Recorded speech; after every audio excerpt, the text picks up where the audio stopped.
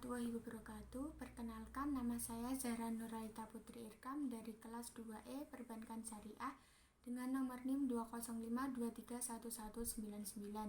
Di sini saya akan menceritakan kembali tentang Perjanjian Giyanti dan terbelahnya Jawa. Perjanjian Giyanti merupakan salah satu peristiwa besar di masa silam. Situs sejarah Perjanjian Giyanti lahir sebagai perekat ingatan kolektif masyarakat. Perjanjian Giyanti lahir dari sebuah kesepakatan segitiga politik antara Pakubuwono III, Pangeran Mangkubumi, dan VOC pada tanggal 13 Februari tahun 1755. Nama Giyanti itu diambil dari tempat penandatanganan perjanjian, yaitu di Desa Janti. Dalam tulisan Belanda, ia tersebut sebagai Gianti. Tempatnya yang terkenal di daerah Dukuh Kerten, Jatingharjo, Karanganyar, Jawa Tengah. Di masa itu, Perjanjian Giyanti dibuat untuk meredam api konflik yang telah terjadi secara berkepanjangan. Setelah perpindahan Keraton Kartosuro ke Surakarta, peristiwa geger Pecingan ternyata belum meredam. Ketika itu, Mangkubumi membantu Pakubuwono II dalam meredakan konflik, lalu mendapatkan hadiah, yaitu seluas tanah. Akan tetapi, hadiah tersebut menimbulkan kecemburuan. Salah satu seorang pangeran pun mengeluh ketidakadilan terkait hadiah tersebut kepada Gubernur Jenderal Baron van Imhoff. Setelah itu, Gubernur Jenderal van Imhoff lalu mengeluarkan keputusan yang membuat tanah tersebut tidak jadi dimiliki oleh Mangkubumi.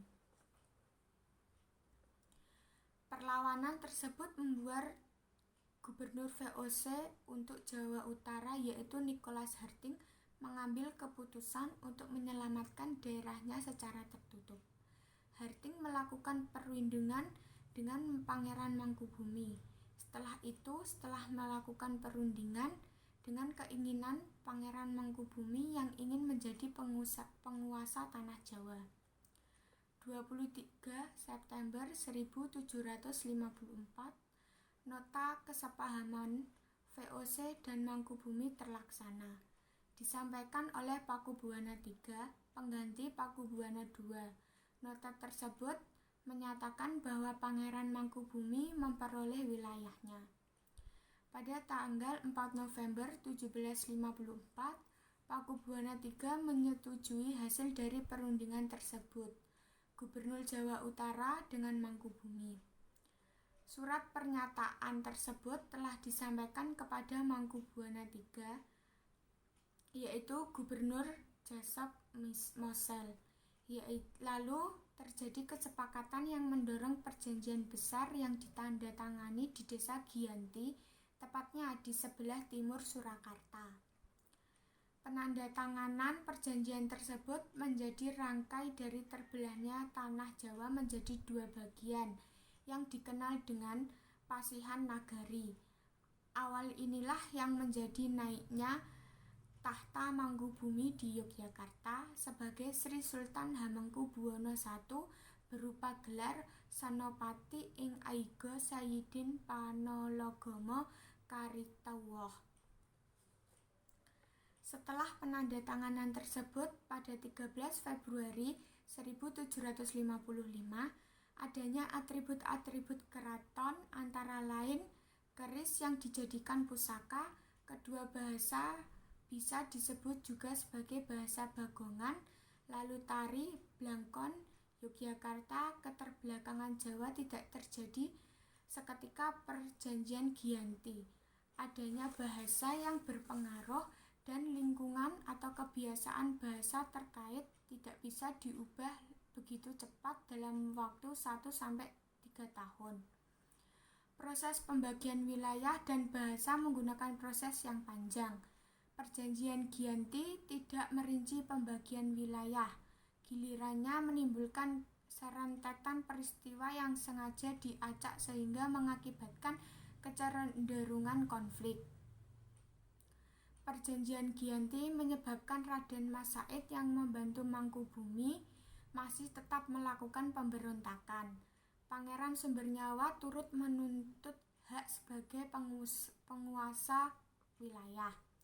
Pada Oktober 1755, Pangeran Sumbernyawa berhasil mengalahkan VOC. Lalu, Februari 1756, ia hampir membakar keraton yang terletak di Yogyakarta. VOC menyudahi dengan Perjanjian Salatiga pada 1757 yang membuat tanah Jawa menjadi terbagi. Perjanjian ini disepakati oleh Pangeran Sumbernyawa. Lalu timbul kesepakatan dan mendapat sebagian wilayah Kesunanan Surakarta yang dikenal dengan Kadipaten Mangkunegaraan. Keterbelahan Jawa belum berhenti pada 1813. Kesultanan Yogyakarta terbelah dengan lahirnya Pakualaman. Dengan begitulah tanah Jawa mempunyai wilayah pemerintahan. Dinamika politik digerakkan pada masa pertengahan, yaitu pada tahun 1940, lalu mengalami nasib yang berbeda yang berupa perbedaan status. Wassalamualaikum warahmatullahi wabarakatuh.